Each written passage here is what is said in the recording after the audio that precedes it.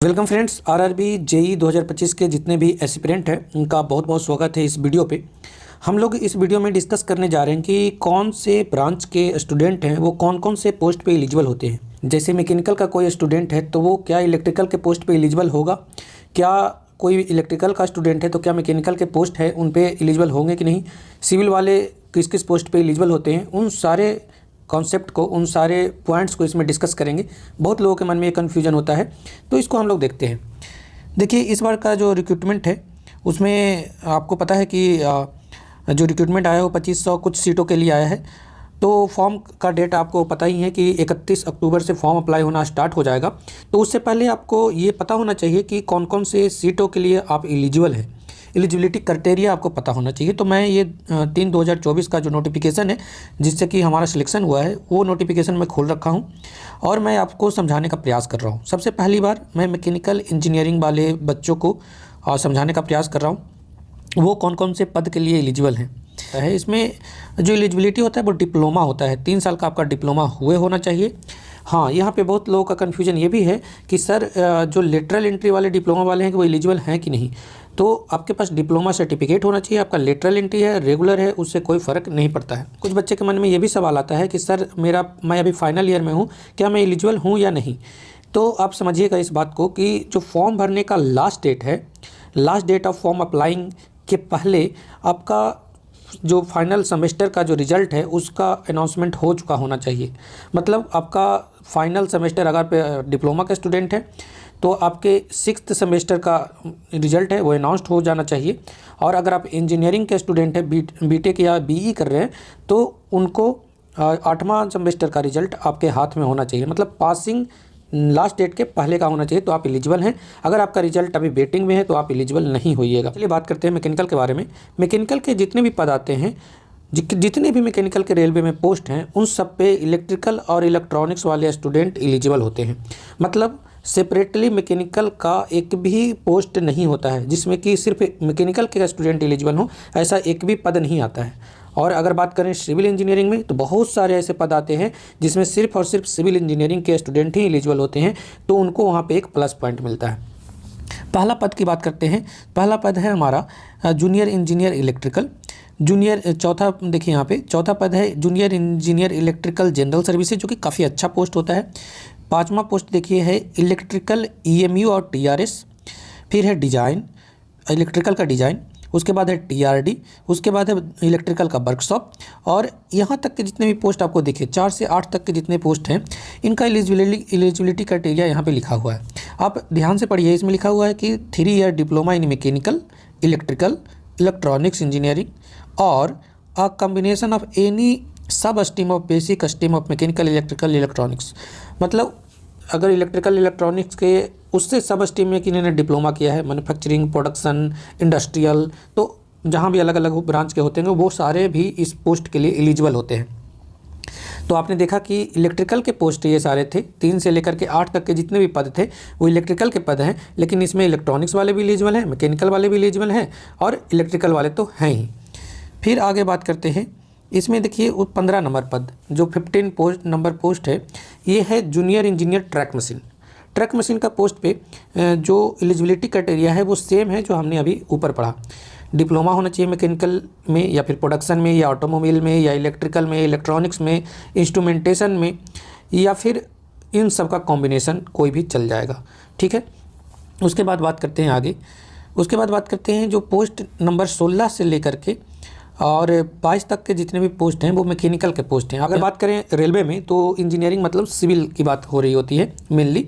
और मैं अगर बात करूं 16 से लेकर के 22 तक के जो पद हैं वो कौन कौन से वो मैं पढ़ के बतला दे रहा हूं। Junior engineer carriage and wagon, junior engineer design and workshop 17 number. और 17 नंबर में बहुत सारा सब कैटेगराइजेशन भी है जो आगे आपको नीचे मिल जाएगा, जिसमें वर्कशॉप भी है, डिज़ाइन एंड ड्राइंग भी है, प्रोडक्शन यूनिट भी है। उसी तरह बहुत सारे पोस्टों का सब कैटेगरी है वो आपको अलग से ही मिल जाएगा। फिर है इसमें junior engineer diesel mechanical, junior engineer mechanical power, junior engineer mechanical और जूनियर इंजीनियर मैकेनिकल R&D और प्रोडक्शन दोनों अलग अलग चीज़ों के हैं।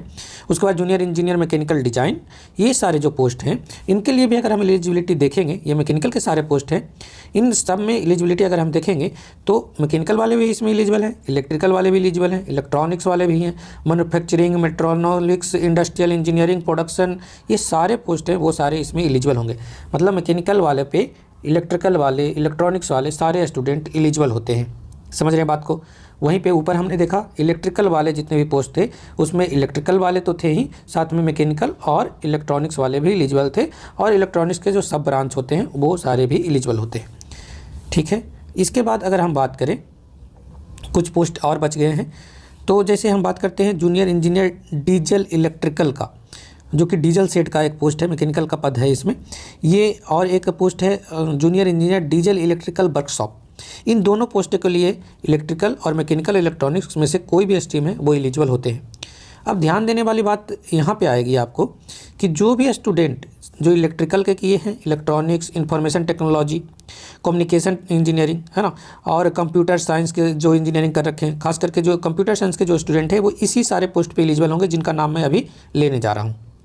ये पोस्ट हैं 26 से लेकर के और 31 तक के जितने भी पोस्ट हैं इनमें इलेक्ट्रिकल, इलेक्ट्रॉनिक्स और कंप्यूटर वाले सिर्फ और सिर्फ इन्हीं सारे पदों पे एलिजिबल हैं। ध्यान दीजिएगा, इसमें इलेक्ट्रिकल, इलेक्ट्रॉनिक्स और IT वाले, कंप्यूटर वाले सारे इनमें एलिजिबल होते हैं। जो कि पोस्ट कौन कौन से इसमें SNT design and drawing estimation, SNT telecommunication, ये एक्चुअली SNT डिपार्टमेंट का सारे पद हैं जिसमें ये सारे पोस्ट आते हैं। इसमें SNT टेलीकम्युनिकेशन भी है, इसमें SNT रिसर्च इंस्ट्रूमेंटेशन भी है, सिग्नल भी है, और SNT का वर्कशॉप है। इनमें मैकेनिकल वाले लोग एलिजिबल नहीं होते हैं। इलेक्ट्रिकल वाले जो स्टूडेंट हैं और इलेक्ट्रॉनिक वाले जो स्टूडेंट हैं वो मैकेनिकल डिपार्टमेंट में भी एलिजिबल होते हैं, इलेक्ट्रिकल डिपार्टमेंट में भी एलिजिबल होते हैं, और SNT वाले पे भी एलिजिबल होते हैं। लेकिन मैकेनिकल वाले सिर्फ इलेक्ट्रिकल और मैकेनिकल वाले पे एलिजिबल होते हैं, वो SNT के किसी भी डिपार्टमेंट के लिए वो एलिजिबल नहीं होते हैं। समझ रहे हैं बात। तो इन सारी चीज़ों को आप थोड़ा यहाँ से कंफर्म हो लीजिएगा। बहुत सारे हमारे मित्र साथीगण कमेंट करते हैं कि सर मेरा कंप्यूटर इंजीनियरिंग है, मेरा IT है, IT में हमने इंजीनियरिंग किया है, तो क्या हम ये फॉर्म भर सकते हैं? हाँ, तो आपके लिए भी ये फॉर्म है। आप इसमें SNT के जितने भी पोस्ट हैं उसके लिए आप एलिजिबल हैं। उनके सिलेबस की बात मैं किसी और वीडियो में करूँगा। फिर अगर मैं अभी सिविल वाले दोस्तों के बारे में देखूं, सिविल वाले कौन कौन से पोस्ट आते हैं, तो स्टार्ट करते हैं यहाँ से। तो जो आपको पोस्ट यहाँ मिलेगा 9 नंबर से स्टार्ट होता है। 9 नंबर पोस्ट कौन सा है? Junior engineer P way and bridge. P way अलग है, ब्रिज अलग है, ठीक है। तो ब्रिज के लिए, पीवे के लिए सिर्फ और सिर्फ सिविल वाले ही एलिजिबल हैं। इनके लिए क्या क्राइटेरिया है? या तो आप डिप्लोमा इन सिविल इंजीनियरिंग हो, या फिर BSc in civil engineering 3 year duration का कोर्स होना चाहिए, या कम्बिनेशन ऑफ कोई भी सिविल इंजीनियरिंग होना चाहिए, या फिर BTech होना चाहिए, कोई भी हो, ठीक है। और उसके बाद पोस्ट है इसमें civil design drawing and estimation, जिसके पद काफ़ी अच्छे होते हैं, पोस्ट बहुत अच्छा है। उसके बाद इसमें और भी पोस्ट है, जैसे जूनियर इंजीनियर वर्क्स, जो कि बहुत अच्छे पोस्टों में से आते हैं। जूनियर इंजीनियर वर्क्स रिसर्च वाले, R&D वाले, बहुत अच्छा पोस्ट है। उसके बाद है जूनियर इंजीनियर डिज़ाइन सिविल, बहुत अच्छा पोस्ट, सारे पोस्ट अच्छे हैं इसके। अगर पीवे को बोल दे तो वो थोड़ा सा हेक्टिक शेड्यूल वाला जॉब है। उसके बाद वर्कशॉप है, सिविल के भी वर्कशॉप होते हैं, उनमें भी सिविल वाले ही एलिजिबल होते हैं, ठीक है। इन सारे जो पोस्टों का हमने नाम लिया, इसमें सिर्फ और सिर्फ सिविल के स्टूडेंट ही एलिजिबल हैं, और कोई भी ब्रांच का स्टूडेंट एलिजिबल नहीं होता है। बहुत सारे ऐसे भी कमेंट आते हैं कि सर हमने तो इंजीनियरिंग नहीं किया है, लेकिन हमारा फिजिक्स ऑनर्स है, केमिस्ट्री ऑनर्स है, साइंस से हमने BSc किया है, तो क्या मैं किसी भी पोस्ट के लिए एलिजिबल होऊंगा? तो हाँ, आप एलिजिबल हैं। 23 नंबर पोस्ट, जिसको हम बोलते हैं केमिकल एंड मेट्रोलॉजिकल असिस्टेंट का पोस्ट, ये मैकेनिकल डिपार्टमेंट का पोस्ट होता है। इसका पोस्टिंग खास करके या तो हेडक्वार्टर में, या फिर वर्कशॉप में इसका, या फिर प्रोडक्शन यूनिट में इसका पोस्टिंग होता है।